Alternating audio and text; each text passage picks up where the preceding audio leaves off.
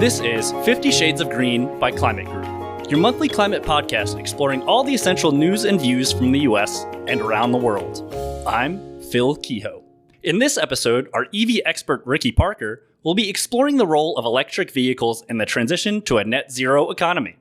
He'll also be speaking with Anna Wong from the California Air Resources Board and Terry Niemeyer from the Government of New South Wales in Australia to hear their perspective on the road ahead.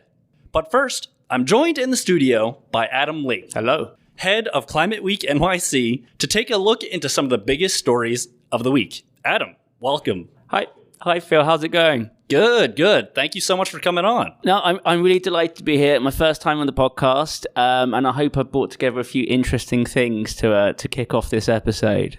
Wonderful. Well, would love to hear what you have for us today. So number one, this thing I think is quite significant, and this is Joe Biden, the president, has used his veto for the first time. Wow. What was happening is the Republican Party were trying to put forward a law, which would mean that pension managers cannot take climate change into consideration when they're making their decisions. This is an interesting thing. You've got the Republican Party and Wall Street on the different sides, and the president has stopped this because he says it's not good for people's investments if climate isn't taken into consideration. This isn't wokeism. This is about looking at risk. So I think this is something that it's not going to be the last time that we see these sorts of battles, because we know in this case Wall Street wants pension managers to look at climate risk because they see it as important. I think we're going to see a lot more of that from the business sector as well. So I thought that was a big significant story and definitely one to watch in the future. The next thing, I know you've talked about this a lot in the past, but the Inflation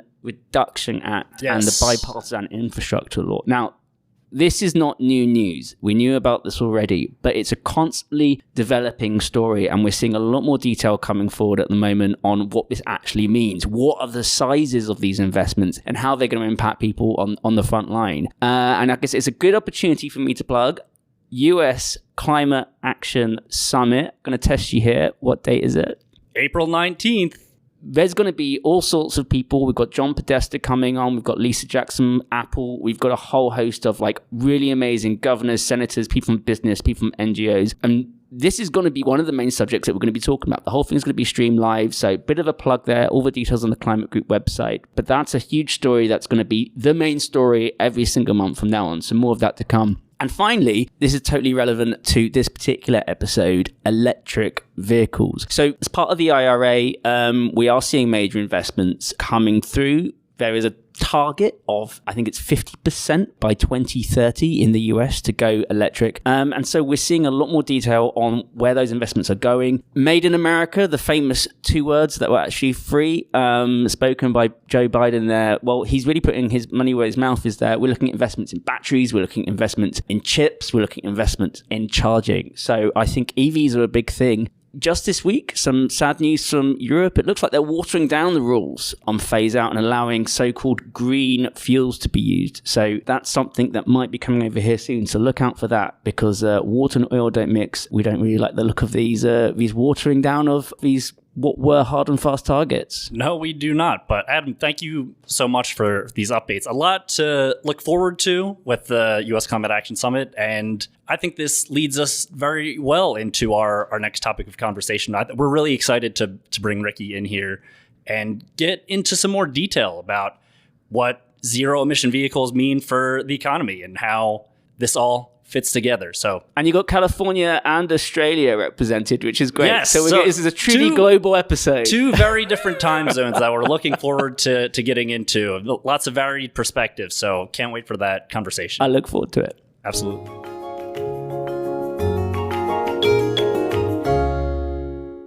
We are so happy to welcome to 50 Shades of Green for the first time our guest correspondent and resident EV expert, Ricky Parker. Glad to have you here on the show, Ricky. Thanks, Phil. Great to be here. And today, Ricky will be driving the conversation with our guests and offering some insights of his own on the EV policy landscape to make sense of it all. Let's get started. Okay, well, Anna Wong and Terry Niemeyer, thank you so much for coming on the show. I'd like to start by hearing a little bit about the why for each of you on electric vehicles. So for each of you, what makes transportation decarbonization such a climate priority? And how do you think about the role of zero-emission vehicles in that solution? And Anna, let's start with you. Well, when you think about both from a criteria pollutant perspective, meaning like smog forming emissions, or from a climate perspective, zero emission vehicles are the obvious choice. And not only because they're polluting as little as possible on a per mile basis, they're just cheaper for consumers. And so as we've thought about our approach in California to decarbonization, at least in the transportation sector, we have to be really aggressive with on-road emissions, especially for meeting certain ozone targets set by our federal government. And those require both, we often think about smog forming emissions for those ozone targets. And every time you cut the numbers, looking at somewhere down in, let's say, what we call the South Coast Air Basin, it's like in LA with a lot of people, you have to literally eliminate all tailpipe emissions from all vehicles. So there's only one solution in our minds that we have to go towards, and that makes a very clear path. And on top of it, we get these incredible climate benefits. So I would say that for us, it's very intermixed. It's hard to separate the two. It has made a very clear path. That's why we've been at it for 30 years trying to figure out the right policy to get us to 100%. Okay, and Terry, what about you? Look, very, very similar. That this is our EV work, and our strategy in this space is very much tied to our plans to get to net zero. That sits underneath that broader policy landscape, and it's key to be able to achieve it. In New South Wales, and probably pretty similar across other jurisdictions, transport is a big segment of the total emissions. I think it's around 20%, and road-based passenger vehicles is almost half of that section. So we don't really stand a chance of getting to net zero anytime soon if we don't remove those tailpipe emissions and go to the various forms of electrification of transport. So it's very much tied to getting to net zero. It comes with those benefits that Anna was talking about around cleaner, healthier streets as well. There's less in Australia. We've got lots of diesel vehicles driving around. We love the American pickup truck sort of style that we call them a ute here. That's one of our highest selling vehicles still in Australia, and so diesel particulate emissions is also a big issue, particularly in city streets. So yeah, that's they all add up to cleaner, healthier environment. But on top of that, you ask any EV driver, they're fun to drive. So there's everything's a plus. So on that, what major challenges are you each facing in that transition from the traditional internal combustion vehicles to zero-emission vehicles? And Terry, let's start with you this time. Sure, there's quite a number of challenges. I guess initially on the more supply side, there's barriers that people see as far as what would stop them from buying one. Australia is quite a large country, as is the US, so we've got long distances to travel, and people sort of have that hesitancy and anxiety about jumping in their car and doing long distance trips. So there's the barriers around the availability of charging infrastructure, and that's certainly something that we're working on to try and address. They've also got fairly limited model choice here in Australia, unfortunately. Between the European auto manufacturers and some of the American ones, we haven't got the amount of models here on our market that other areas have. So there's a little bit of a lack of choice. But I think underpinning all of that then is awareness and knowledge in the consumer base. People don't necessarily know what it means to drive an EV. They have that skepticism around how they're going to live their life and drive around where they want to get to. So the knowledge gap is also a big issue. And then on the other side of the economic equation, there's the supply side. And I know that everywhere's struggling with this, even with what we have now, and even with probably a lower demand than we could have with a more informed public, we're still selling out every vehicle that comes here. There's the waiting lists are quite long, so there's a supply side issue, and that's true across ICE vehicles as well. Don't get me wrong, but it's there's one of the biggest challenges we're having to short-term uptake is the amount of vehicles we can actually get on shore and into people's hands. And Anna, what about you? Yeah, I don't have much to add to what Terry's already pointed out. I think specifically here in California, there's a big question around charging in multi-unit dwellings, and there's a lot of different entities involved in solving that problem. I do believe it's going to get solved. It is a hard nut to crack in terms of specific charging issues that will become an issue. And that leads into the next point that is really a challenge for California in particular is equitable access to zero-emission vehicles. And our agency has done a lot at targeting incentives and infrastructure and as much as we can towards folks in disadvantaged communities and in low-income households, but there's still so much more to go. There's a big rural population here in California, and in combination with what Terry said about just increasing awareness and information about these vehicles, there's a real hesitation. And so whenever, California went ahead and set this 100% requirement, but there's a lot of work ahead that we need to continue to partner with communities, listen to communities, and meet them where they're at so that we can all go through this transition together. So, we can set a standard, a zero emission standard, but there's a lot of work to do to bring communities along, and especially those that have been left out in many ways from the early market because they've been priced out of that market. So I think that that's something that California is specifically trying to address now. And you can see it with every budget that we pass. There's more and more dollars funneling into those communities, but not even that is enough. We need to continue to just be better at reaching people and hearing people and listening to their concerns about the technology. Let's dig into how we do that a little bit. I mean, I think between two of you, it sounds like there's kind of four, buckets of challenges, and it's supply of vehicles, whether that's cost or availability of different options. It's the charging access. It is kind of knowledge of these vehicles and some skepticism. And then it's this equity question of who's getting the vehicles, who's benefiting from the air quality, that kind of thing. So what are the policy initiatives? Anna, you got into this a little bit, but what are the policy initiatives that each of your governments have implemented, are implementing to address those challenges? And how do you think about the success of those initiatives so far? And Anna, let's stay with California for a minute. There's so many. If I were to just say, let me just name off all of them, I know I would miss some. There are initiatives on, to me, every front. There is questions about payment at charging stations that work groups are thinking about. There is questions that are being looked at from the incentives point of view, and we have specific programs like Clean Cars for All, which is administered by local governments and air districts. California's really big, so we have to break it up into smaller pieces to better reach communities. And that's where someone can come in, especially someone who's low income, can come in and switch out a gasoline vehicle that is higher polluting for something like a hybrid or a plug-in hybrid or a ZEV, and they get a lot of cash in the hood for that decision. And that's a really hands-on process that somebody would walk through.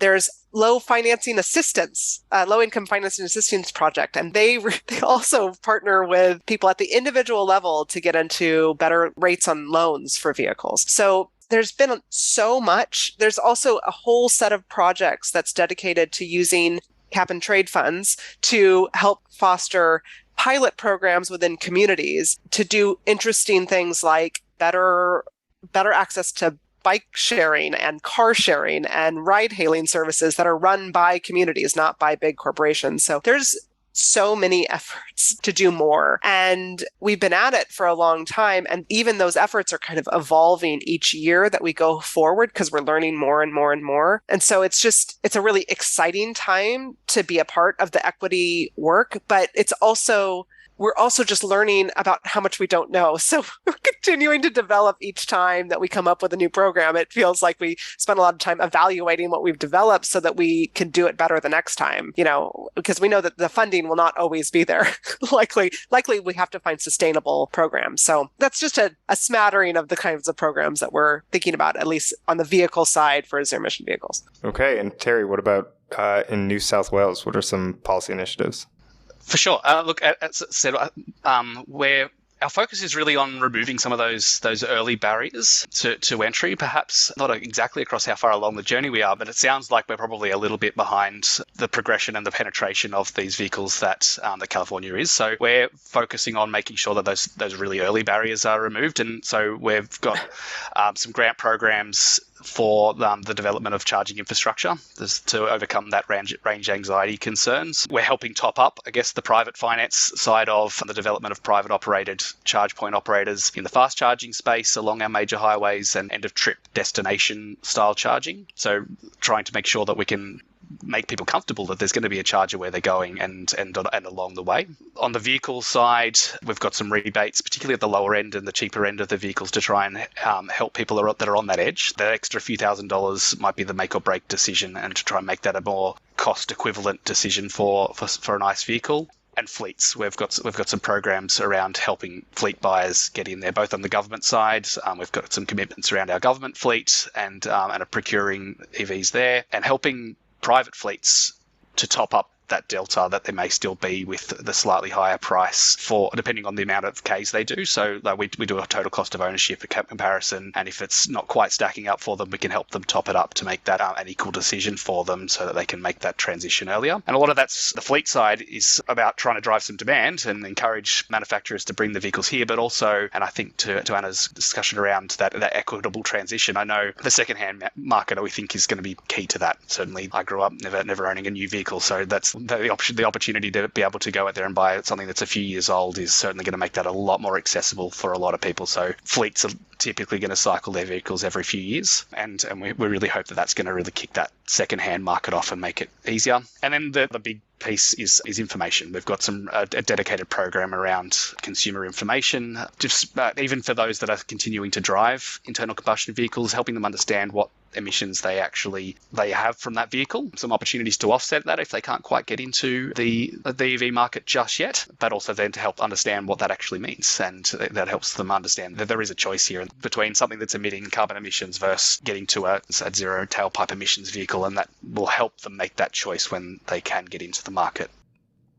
Great. You each got into this a little bit too, but what are the lessons you've learned as these policies have been implemented? And I think you each alluded to this a little bit as well. Obviously, each state in the U.S., each country, subnational governments are all kind of at a different place in this transition. What can we learn from each other? What do you all think other policymakers can learn from the experiences you've had as this transition continues? And Terry, we'll stick with you.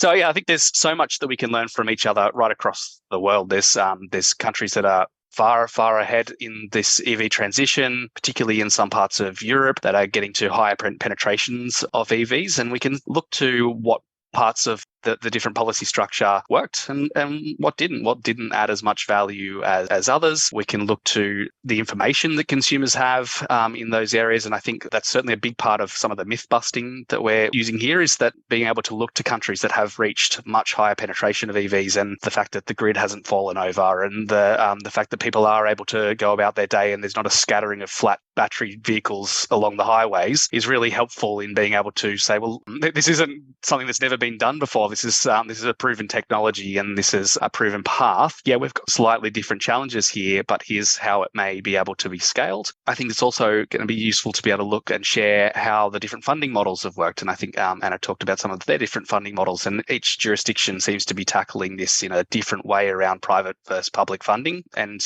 as our policies evolve and as the uptake continues, whether it's across state boundaries here in Australia and across international boundaries, there's certainly things that we can learn and share. And I think it's really important that the conversation is really open.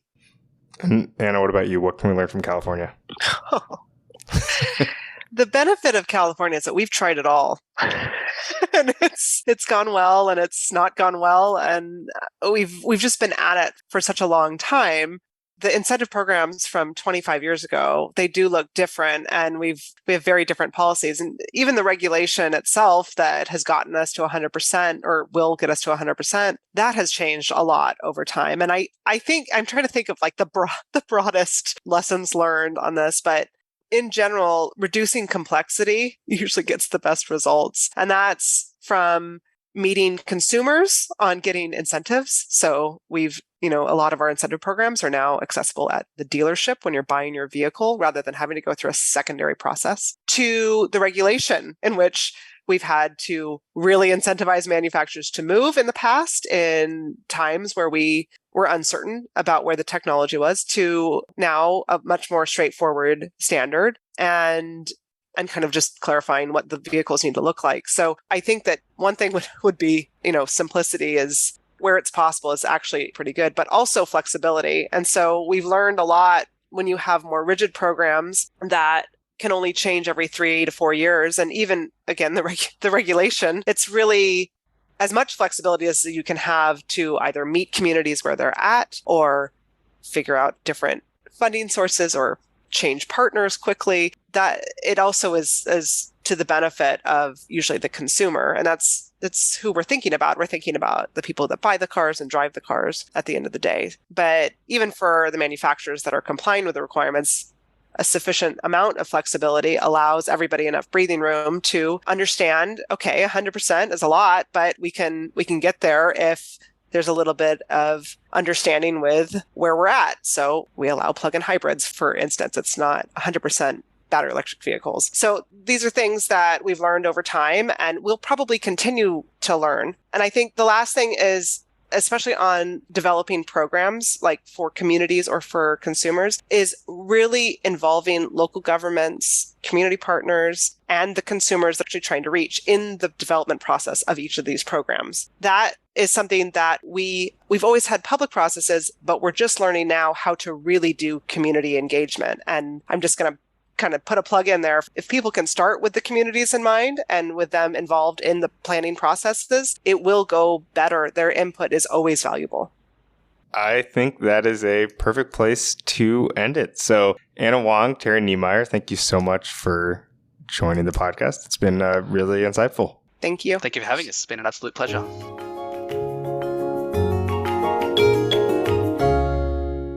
So, Ricky, that was quite the conversation there. I'm very curious. What can we take away from this conversation? How does this concept fit into the climate movement? Yeah, so a couple of things I found really interesting there. One, you don't hear a lot about the ozone these days and smog that explicitly. And it's really interesting because California is such a leader on this issue that so much of their leadership comes because they were thinking about this before anyone else was thinking about it because of the smog and the ozone concerns. And so I found the fact that that was Anna's first point and climate was almost secondary, I found really interesting because usually it's kind of the other way around. People are talking about climate and then it also has these clean air benefits. And California's been a lead because they were thinking about air quality first. So I found that really interesting. I think the other thing that was really clear listening to them was we kind of got a snapshot of the full spectrum of policy solutions. And, so many, you can have policies that accelerate the transition and you can have policies that target the transition. And I think it was really interesting to hear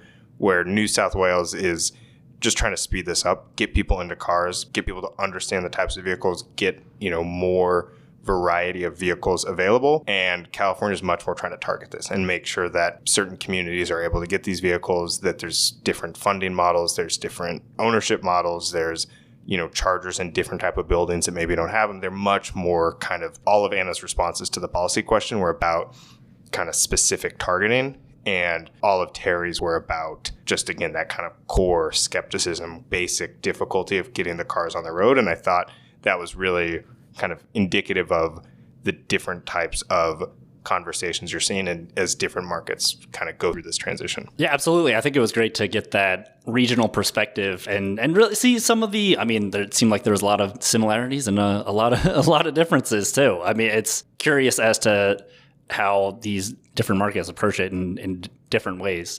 Ricky, thank you again so much for coming on. We really appreciated having you on here and hope to see you on some future episodes when we bring this topic back around again. I would love to. This has been great. Thanks again for tuning in, and a special shout out to our guests, Adam, Ricky, Anna, and Terry, along with the California Air Resources Board and Government of New South Wales. Both California and New South Wales are members of the Under 2 Coalition and part of our ZEV community project.